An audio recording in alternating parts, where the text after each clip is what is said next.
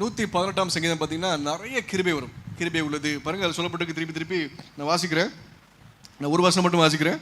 அவர் கிருபை என்றும் உள்ளது என்றும் கர்த்தருக்கு பயப்படுவர்கள் சொல்வார்களாக. அவர் கிருபை என்றும் உள்ளது இஸ்ரேல் சொல்வதாக. சிஎஸ்ஏ புத்தூர் மக்கள் சொல்வதாக.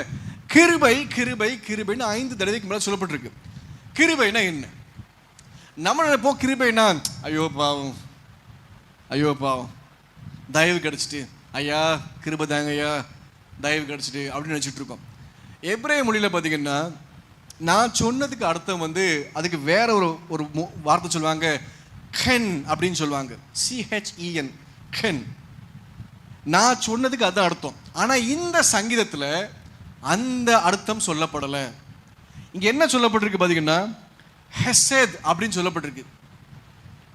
நம்ம பார்க்கும்போது கிருபைன்னு வாசிக்கிறோம், ஆனால் உண்மையான அர்த்தம் ஐயோ பாவம், பார்க்க பாவமாக சூப்பராக இருக்கான், அழகா